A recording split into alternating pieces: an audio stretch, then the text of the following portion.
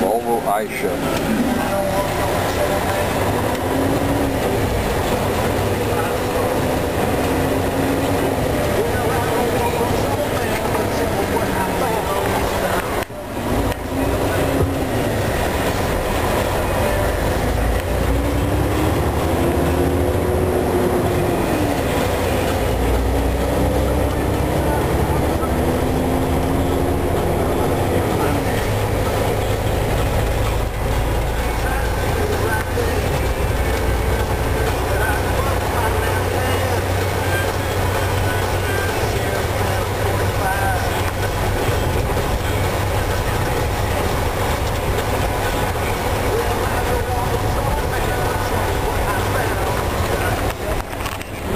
I Shift's good for us old truckers, eh? Don't have to shift anymore.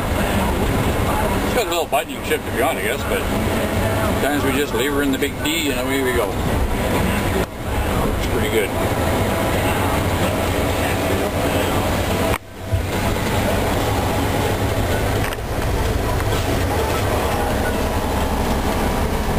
Our little eye in the sky keeps being bad boys and speeding and stuff.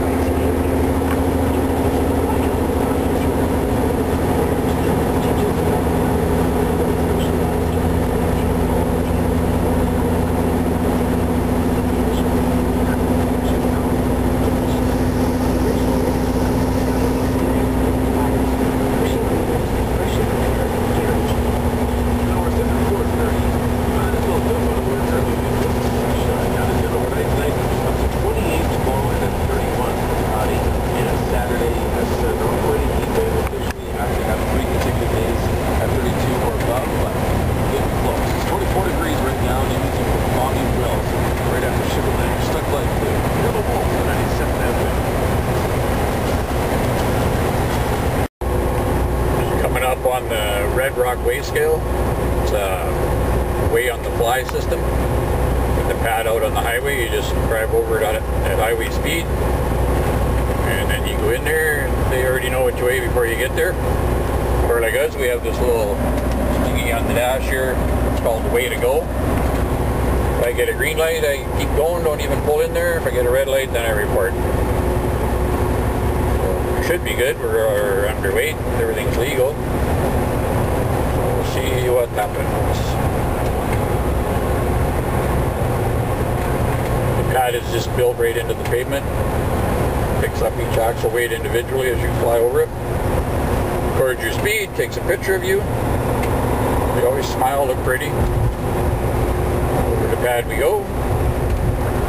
As we drive underneath this next little thingamajiggy here, it'll either go green or red. Got the green light. We're good to go. Get to drive by and smile and wave. Pretty slick system. Not everybody has the way to go deal. It's kind of an expensive thing to get into, I suppose. We got all ours free originally there as being the premium carrier in the province here. So that was kind of cool for the company.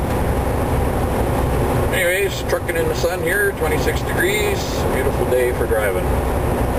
Air conditioner works good. She's all good.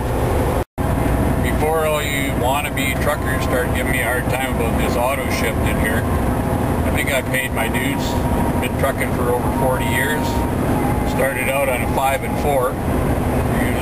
People that don't know what that is, that's 2 transmissions.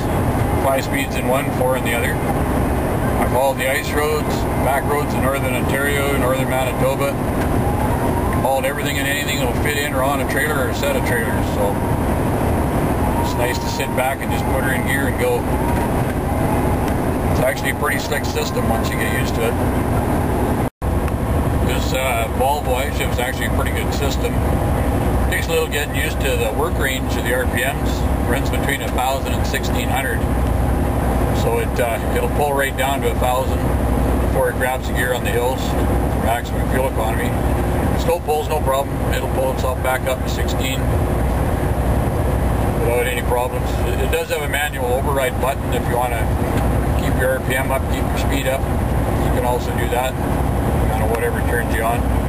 Gets better fuel economy if you just leave it in drive and let it go, but sometimes you don't want to slow down quite so much on the hills, so you pick up a gear yourself, eh?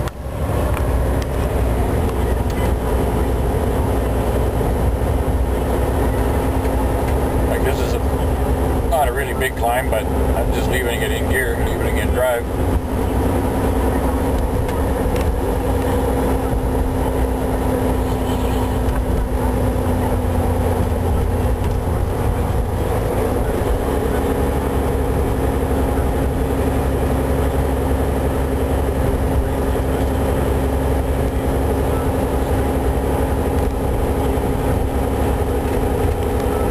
To get bored and give my little pump some exercise there and shift it myself. Hey, it's a tough life, somebody's got to do it. Like I say, if you want to shift yourself, you just pull the stick back in the manual.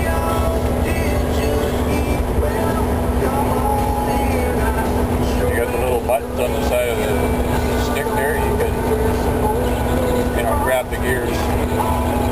The higher RPM.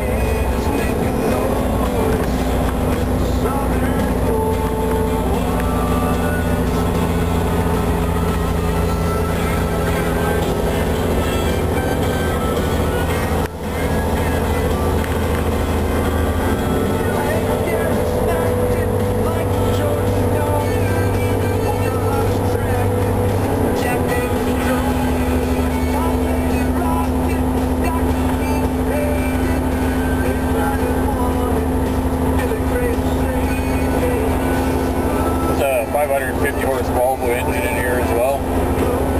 Lots of power. No lack of getting up and down the hills, even pulling trains.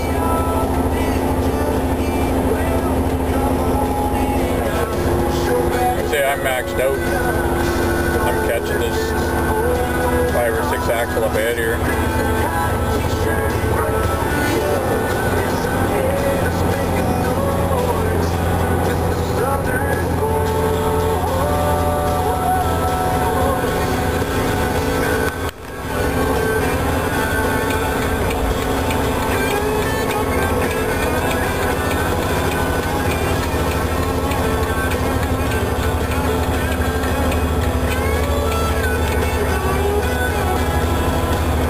vehicle, so I mean, you can't be any heavier than me. America is my home.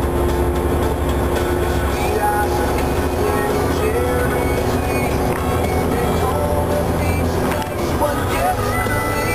I can feel it in my bones. Smooth as a hickory wind that blows from Memphis down to Appalachia. Good combination, that Volvo. Volvo engine, Volvo transmission. The auto shift system's all Volvo. Works really well together. I drove some of the other ones, Eaton Fuller. We had an 18 speed with a Mac. No, nowhere near as nice as this. The engine brake has an auto setting. You can set it anywhere from 3 to 5 kilometers over your set cruise speed to come on, which works good for being on the cruise control. Plus, if you kick the cruise off there, then the only time it'll come on automatic is when you got your foot on the brake.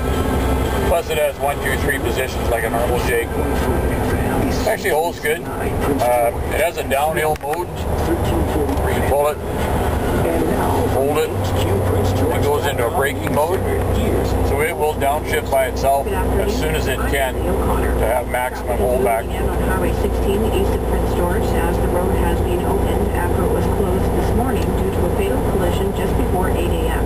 Staff Sergeant Pat McTiernan says another fatal accident. Two-vehicle collision where a westbound Ford Mustang had collided with an eastbound Chevrolet pickup truck. The Mustang then burst into flames and the driver was pronounced dead at the scene. McTiernan says the crash is under investigation and a possible cause is the driver may have fallen asleep. He says people must always prepare before going out on road trips.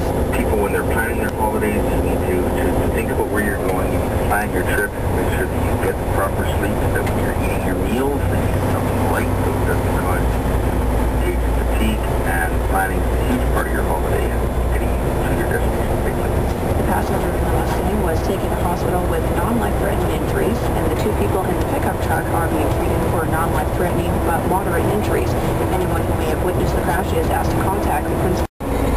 This is 6% grade, fairly steep. Got it on the braking mode on the engine brake, so that'll give us maximum holdback. And as soon as it can drop a gear to hold you back, it will. By itself, it does that.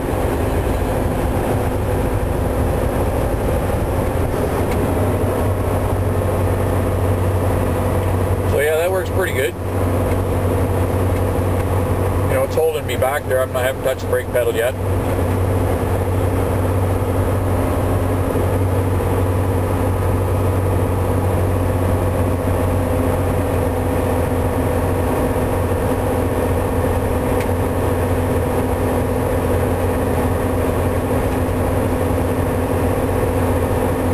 You guys run these things last winter, said it works awesome. It has traction control, anti-rollover mitigation, all the cool stuff that, you know, cars have these days.